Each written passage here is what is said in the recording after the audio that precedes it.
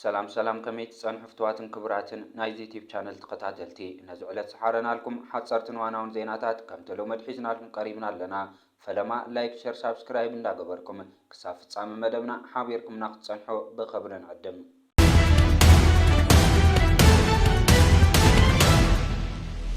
ኣብዚ ማሕበራዊ ሚድያ ካብ ዝተዘርግሑ ሓጸርቲ ሓበሬታታት ሓደ እዩ። እዝን መንግስቲ ኢትዮጵያ መደባቱ ፈሓብትን ዘበለ ስጉምቲ መንግስቲ ኤርትራ ዝወስዶ ዘሎ ምዃኑ ተንተንቲ ይገልጽ ኣለዎ።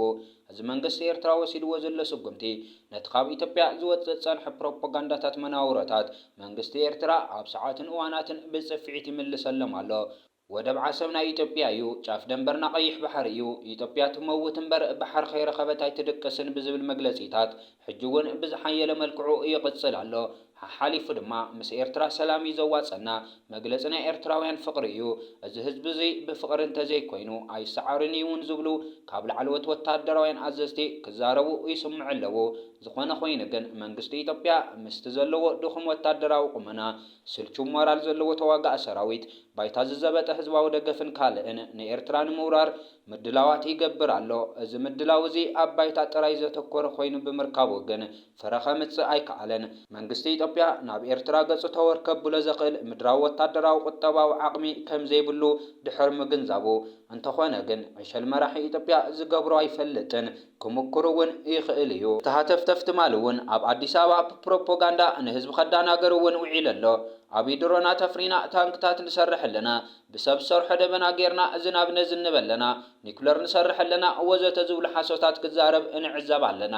ኣብዚ ሰዓት ድማ መንግስቲ ኤርትራ ወደባት ክትምነ ሰላምታ ገዲፋ ንኩናት ክትኩስኩስ ጸንሐት ኢትዮጵያ መሊሱ ዝኸልእ ናብ ዓሰብ ገጻ ከይትጥምት ዝሽፍን ስምምዕ ምስ ስዑድ ዓረብ ኣካይዱ ከም ዘሎ ተሓቢሩ ብውሕዳት ካድረታት ኢትዮጵያ ለሙደ ጽባሕ ዓሰብ ንኣቱ መዓዚ ናብ ታሪኻዊ ግዝኣትና ዝኾነ ቀይሕ ባሕሪ ንሕንበስ መራኺቢ ኢትዮጵያ ጽዕነት ሒዘን ባንዴራ እንዳንበልበላ ዝኣትዋን ዝወፃን ተባሂሉ ትጽቢት እናተገበረሉን ከለ እዩ እዚ ስምምዕ መንግስታት ኤርትራን ስዑድ ዓረብን ከም ዝተስማዕምዓ ዝግለጽ ኣሎ። መንግስቲ ስዑድ ዓረብ ናይ ቢልዮናት ዶላራት ማለት እውን ልዕሊ 4 ቢልዮን ዶላር ወፍሪ ኣብ ወደብ ዓሰብ ክገብር ዘኽእል ምንቅስቓሳት ጀሚሩ ምህላው እዩ ማዕኸናት ዜና ዝገልጻ ዘለዋ። ቅድሚ ሕጂ እውን ግብጺ ናብ ወደብ ዓሰብ ናይ ምምጻእ ተኽእሎታት ልዑል ከም ዘሎ ዝተሓበረ ኮይኑ ኣብዚ ሕጂ እዋናት ድማ ዜናታት ከም ዘውፅኦ ዘለዋ መሰረት ግብጺ ወታደራዊ ማዓስከር ኣብ ዓሰብ ክትሃንጽ ምስ መንግስቲ ኤርትራ ከም ዝተዘራረቡ እዩ ተንተንቲ ፖለቲካ ዝገልጹ ዘለዉ። ቀጣር ዝተወሰነ ዓመታት ንገለ ክፋል ናይቲ ከባቢ ዓመታዊ ክራይ እናኸፈለት ትጥቀመሉ ከም ዘነበረት ዝዝከር እዩ። ኣሜሪካ ምስ ኤርትራ ትገብሮ ዘላ ጽምዶ እውን ብተወሳኺ ኣብዚ ውሽጢ 3 ዋርሕ ብመንግስቲ ኤርትራ ዝተለኣኹ ላዕለዎት ሓለፍትን ብመንግስቲ ኣሜሪካ ዝተለኣኹ ላዕለዎት ሓለፍትን ብዛዕባ ርክብ ክልቲአን ሃገራት ይዘራረባ ከም ዘለዋ እውን ማዕኸናት ዜና ኢትዮጵያ ኣብዚ ሰሙን ብተደጋጋሚ ይገልጻ ኣለዋ። ተንተንቲ ፖለቲካ ኢትዮጵያ ከም ዝበልዎ ኣሜሪካ ወታደራዊ ማዓስከር ኣብ ዓሰብ ክትሃንጽ ከም ዝትኽእልን እዚ ድማ ኣሜሪካ ኣብ ዓሰብ ወታደራዊ ማዓስከር ሃኒጻ ማለት ኢትዮጵያ ናብ ኤርትራ ዝኾነ ይኹን ምትንኻፋት ኣይትገብር ጥራይ ዘይኮነስ ዓሰብ ክንወራ ኢና ዝብል ዘሎ መንግስቲ ኢትዮጵያ እንተኾነ ዓሰብ ኢሉ ንኽጽውዕ ዘፍርሖ ጉዳይ ክኸውን ከም ዝኽእል እዮም ዝገልጹ። ኣብዚ ሰዓት ንኤርትራ ዘድልያ ላዕላውነታ ዘኽብሩ ክፍሊት ከፊሉ ስርዓት ኣኽቢሩ ኣገልግሎት ወደብ ከርክብ ዝኽእል መሻርክቲ እዩ። ኢትዮጵያ ነዚ ንምግባር ብዙሕ ርሕቀት ክትከይድ ኣይግባእን እዩ። ወደብ ዓሰብ ይኹን ቀይሕ ባሕሪ ንዝኾነት ሃገር ተጠቃምነት ዝኸልእ ወይ ዝኽልክል ፍሉይ ማያዊ ኣካል ኣይኮነን። ነዚ ዝደሊ ስራሕታት ኣማሊእኻ ብሽርክነት ምጥቃሙ ክትክእል ግን ክትሓልፎ ዝግባእ መስርሓት ኣሎ። ቃጣር ንባዕላ ስዑድ ዓረብን ካልኦት መሻርክቲ ሃገራትን ኤርትራ ነዚ መስርሕ ንምሕላፈን ድማ ሙሉእ ፍቓድ ረኺበን ንዝተፈላለየ መዓላ ከውዕልኦ ክኢለን እየን ረቢሐን እውን። እቲ ዝሓለፈ 2018 ኣብ መንጎ ኤርትራን ኢትዮጵያን ዝተገበረ ስምምዕ ሰላም ከም ዝተገብረ ዝዝከር ኮይኑ ቀጥታ ኣብይ ናብ ኤርትራ ብዝኣተወሉ ግዜ ናብ ወደባት ኤርትራ ንኽግውን እዩ ተራእዩ። እዚ ድማ ኣብይ ንወደባት ዘለዎ ህርፋን ዘርኢ ኮይኑ እዩ ዝርከብ። ኣብቲ ፈለማ ዝተኻየደ ስምምዕ ሰላም ኣብ ስዑድ ዓረብ ብውዕል ኣልጀርስ ክግዛእ እየ ዝብል ስምምዕ ኮይኑ እቲ ካልኣይ ንልምዓት ብዝተገበረ ስምምዕ ንምግባር ዝተኻየደ ዘተ ግን ውፅኢት ክርከቦ ኣይተኸኣለን። እቲ ምኽንያት ድማ እዚ እዩ። ኤርትራ ንኢትዮጵያ ወደብ ክትጥቀም ከልኪላት ኣይትፈልጥን። ኣብቲ እዋን ዝተገበረ ዘተ እቶም ብኣብይ ዝተለኣኹ ሰበስልጣን ዓሰብ ብኽራይ ዘይኮኑ ክጥቀሙልስ ናይ ባዕሎም ግዝኣት ንምግባር ዝዓለመ ዘተ እዮም ከካይዱ ሓሲቦም ነይሮም። እዚ ድማ ነቲ ዝተፈጥረ ሰላም ንመንግስቲ ኤርትራ ብከቢድ ኣቆጢዕ እዩ። ሰብ ርሑቕ ንወደባት ኤርትራ ክጥቀማሉ እናኽኣላ ንዘይናት ካናተይ ብምባል ንብዙሕ ህዝቢ ክጉዳእ መንግስቲ ኣብይ ይፈርድ ኣሎ። ኣባይ ግድብ ናይ በይነይ ቀይሕ ባሕር ናይ ኩላትና ምባል ኣይዋፅን እዩ። ግብጽ ብጉዳይ ኣባይ ግድብ ኢትዮጵያ ዝኻልኣታ ረብሓታት ስለ ዘለዎ ኢትዮጵያ ኣብ ጥቓ ቀይሕ ባሕሪ ከይትቕልቀል ዝተኻእላ ኩሉ ክትገብር ፍትሓዊ ዝኸውን ዝኾነ ኮይኑ ኢትዮጵያ ናብ ቀይሕ ባሕሪ ከተማትር ካሊእ ናተይ ትብሎ ከይትስእን ኣስጋ እዩ። የማናይ ኢድ ኣብይ ኣሕመድ ብምዃን ኣብ ልዕሊ ኤርትራ ዕንቅፋት ዝውጥን ዘሎ ጀነራል ጻድቃን ገብረትንሳኤ እውን ከምዚ ኢሉ ነይሩ። ኢትዮጵያ ናይ ቀይሕ ባሕሪ ሓይሊ ክትኮነሉ ዝኽእል እንተተኻኢሉ ብሰላማዊ መንገዲ ብስምምዕ ክመጽእ ኣለዎ። እዚ እንተዘይኮይኑ ግን ናይ ግዜ ጉዳይ እምበር ኩናት ምውልዑ ኣይተርፎን እዩ። እዚ በለለይ ተባሂሉ ዝበሎ ጉዳይ ነቲ ናብ ኩናት ጠቢስዎ ዝሃደመ ህዝቢ ትግራይ መሊሱ ሓዊ ዝውላዕልን ንክልል ዓፋር እውን ናብ ሓዊ ዘእቲ እዩ። ኣብዚ ሰዓት ግን ጉያ ንስልጣን ስለ ዝኾነ ግበር ዝተባሃለ እንተገበረ ዘግርም ኣይኮነን። በቲ ኮይኑ በቲ ግን እቲ ኣባይታ ዘሎ ሓቂ ነዚ ይመስል። መብዛሕትኡ ሰብ ዝሓቲ ዘሎ ሕቶ እዩ፣ ብልጽግና ኩናት ክኸፍት ይኽእል ድዩ? እዚ ንብዙሓት ኢትዮጵያውያንን ኤርትራውያንን ብዙሕ ዘዘራርብ ዘሎ ጉዳይ ናይ ዘባና ዓበይቲ ብዝበሃሉ ምሁራት ትንታነ ክወሃቦ ጸኒሑ ኣሎ። ንኣብነት ፍሉጥ ኢትዮጵያዊ ተንታኒ ፖለቲካ ፕሮፌሰር መሐመድ ሓሰን ቀዳማይ ሚኒስትር ኢትዮጵያ ዶክተር ኣብይ ኣሕመድ ኣብ ልዕሊ ኤርትራ ኩናት ክኸፍት ዓቕሚ ይኹን ናይ ህዝቢ ድጋፍ ከም ዘይብሉ እዩ ዝገልጽ። ኢንጂነር ይልቃል ጌትነት እውን ዕሸል መራሒ ኢትዮጵያ ኣብይ ኣሕመድ ዓሊ ምስ ጎረቤት ሃገር ኤርትራ ኩናት ክኸፍት ህዝቢ ከም ዘይድግፎ እዩ ዝገልጽ። ብኣንጻር እዚ መብዛሕትኦም ኤርትራውያን እቲ ዕሸል መራሒ ከፊትዎ ዘሎ ስነ ኣእምራዊ ወራር ካብ ዓቕሊ ጽበት ዝተበገሰ እምበር ናይ ብሓቅን ሙሉእ ኩናት ዓቕሚ ስለ ዘለዎ ኣይኮነን ዝብል ትንታነታት እዮም ዝህቡ ዘለዉ። እምበኣርከስ በዞም ዝተፈላለዩ ተንተንቲ ዘባና ዝወሃቡ ዘለዉ ሓሳባት ብሓፂር ብከምዚ ይግለጽ። ሽሑኳ ዕላማን ውጥንን ነዞም ብጉጅለ ብልጽግና ተፈንዮም ዘለዉ ናይ ስነ ኣእምራዊ ኩናት ወፍሪ ንጽቡቕ እንተዘይኮነ ኣብ ትሕቲ ዝኾነ ይኹን እዋን ዕላማ ዘይብሉ ወፍሪ ኣይግበርን እዩ። በዚ መንፅር ድማ እዩ እዚ ናይ ብልጽግና ወፍሪ ኣብ ክልተ ዝምቀል ዘሎ። እቲ ቀዳማይ ስነ ኣእምራዊ ወፍሪ፣ እቲ ካልኣይ ድማ ህዝቢ ንኩናት ናይ ምድላው ቅድሚ ናይ ህዝባዊ ምድላው ወፍሪ ማለት እዩ። ብስታቲክሳዊ ዓይኒ እንትጥመት 50 ሚእታዊት ስነ ኣእምራዊ ወፍሪ 50 ሚእታዊት ድማ ንኩናት ንምድላው ቅድመ ናይ ህዝቢ ወፍሪ እዩ። ኢሌታት ጉጅለ ኦሮሞማ እቲ ቀዳማይ ካብ ውሽጣዊ ዝግበር ስልቲ ቃልሲ ፋኖ ኣብ ወሳኒ መድረኽ በፂሕ ኣሎ። ጉጅለ ኦሮሞማ ድማ ካብ ፋኖ መጠነ ሰፊሕ መጥቃዕታት ከም ዝተኸፈተሉ ተረዲእዎ ይርከብ። እቲ ካልኣይ ድማ ካብ ውሽጣዊ ሽግራት ንምህዳም ሓድሽ ግጭት ምስዋር፣ ካብ ውሽጣዊ ግጭታት ንምምላጥ ምስ ኤርትራ ኩናት ምኽፋት፣ እቲ ሳልሳይ ኣጀንዳታት እስራኤልን ኢማራትን ንምትግባር ጉጅለ ኦሮሞማ ኣብ ዘባና ዕልቕልቕ ክፈጥር ይኽእል እዩ። መንግስቲ ኤርትራ ርዒዱን ኣሰናቢዱን ኣብ ጠረጴዛ ሕድገታት ከም ዝግበር ምግባር ነቲ ዳንኬራ ኩናት ሃንዲስካ ዘየለ ግጭት ከም ዘሎ ምሲልካ ዓረቕቲ ምዕዳም እምበኣርከስ ኣብዚ ዳንኬራ ኩናት ዕለታዊ ኮይኑ ኣብ ዘሎ እዋን ኤርትራ ንኹሉ ንጥፈታት ተዳልያ ኣብ ትርኪ ምርክዝ ዓባታት ከይኣተወት እቲ ግጭት ብልዝብ ንምግባር ክትፅዕር እንኮ ምርጫ ኣይኸውን። ጉጅለ ኦሮሞማ ነብሰ ቅትለት ክገብር ከም ዝኽእል ከም ቅቡል ወሲዳ ምርጫኦም ኮይኑ ኣብ ጠላዕ ምስ ዝኣትዉ ብሓያል ውቅዒት ዕምሪ ስልጣኖም ዝሓፅረሉ መንገዲ ንምፅራቅ ጥራይ እዩ ዝኸውን።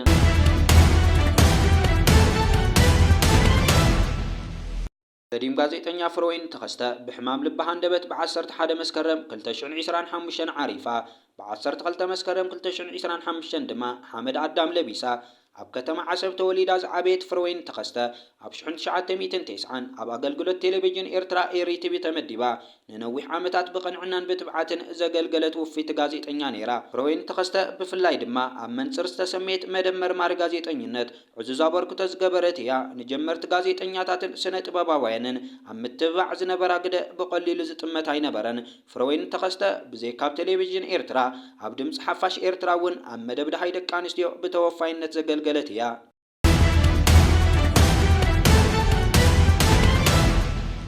ንሻዕብያ ኣይትኽእሎምን ኢኻ ቃል ጀነራል ሺባ ድራር ሓላፍ ግንባር ስምረት ምብራቕ ሱዳን።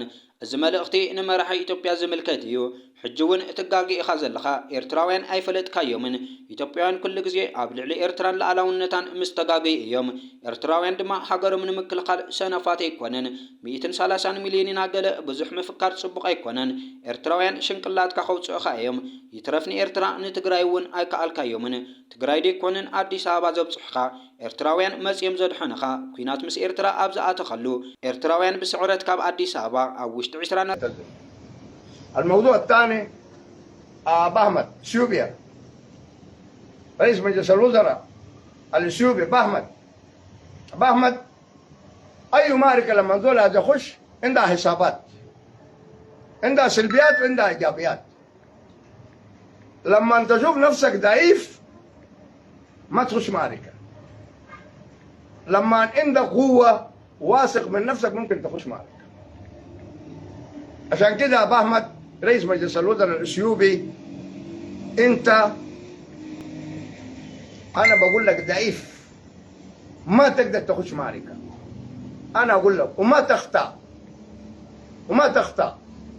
ما تقول عندي 130 مليون وعندي مجهز ناسي وعندي سلاح وعندي طيران وعندي شنو. انت في خيال، انت في خيال، ودي حسابات. انت يا اخي المعارضة البسيطة تقرا اسمه ولا اسمه منو دول؟ تقراي. انت لما خشيت معركة مع تقراي قرب يخشوا لك اديس ابابا، قرب يخشوا لك اديس ابابا يسقطوك الفئة البسيطة. لكن الناس اللي انقذوك الاريتريين، الناس اللي انقذوك يا ابو احمد رئيس مجلس الوزراء الاثيوبي، الناس اللي انقذوك عشان اديس ابابا ما تسقط الاريتريين، تهيئة خاصة لهم بقيادة السياسة فوركي. هم اللي انقذوك. هم لو ما وقفوا معاك كان الليلة انت تكون يا في المعتقل يا تكون ميت. سامع يا سيد رئيس مجلس الوزراء الاثيوبي ابو احمد؟ قضية حسابات. الاريتريين وقفوا معاك انقذوك. تقرأ كانوا يخشوا اديس ابابا، الاريتريين وقفوا معاك انقذوك يا ابو احمد رئيس مجلس الوزراء. تهيئة خاصة للاريتريين كلهم، من القيادة فوق لغاية اصغر زول، تهيئة خاصة للاريتريين كلهم، تهيئة خاصة لهم بقيادة السياسة فوركي، يماني والسفير عيسى وابراهيم ادريس، كل القيادات، كل الشعب الاريتري تهيئة خاصة لهم، تهيئة خاصة لهم، تهيئة خاصة لهم. الناس الابطال، الناس الصادقين، الناس الشجعان، ما بيغلطوا عليك. دول ناس نضاف وناس صادقين وناس ابطال، تهيئة خاصة لاريتريا كلهم. ابو احمد رئيس مجلس الوزراء الاثيوبي، ابو احمد الحسابات ما من صالحك. الليله الزول اللي انقذك والوقف معك انت استهاربه. انت هسه تفكر تهارب اريتريا عشان تشيل المينا. المينا دي مينا اريتريا وحدود اريتريا، ما تغلط. انت ماخذ الجائزه بتاعت نوبل للسلام مدوك، والمينا دي لها 40 سنه مع اريتريا. يعني انت تقول حقتي، حقتك كيف؟ فاهمك رئيس مجلس الوزراء الاثيوبي، حقتك كيف؟ طيب خليتها ليه 40 سنه لو حقتك؟ ليه مخليها 40 سنه؟ والخلاك تجري هسه شنو؟ استغلت للاريتريين؟ الاريتريين اللي امبارح انقذوك تقرأ كان هيخشوا اديس ابابا، الاريتريين وقفوا معاك وانقذوك. الليله تفكر تبدا معركه مع الاريتريين. طيب እምበኣር ከስነ ዝዕለት ሰሓረናልኩም ሓፀርትን ዋናውን ዜናታት ነዞም ዝተኸታተልኩሞም ይመስሉ ነይሮም። ቀጻሊ ብኻልኦት ሓበሬታታት ክሳብ ንራኸብ ሰሰናዩ።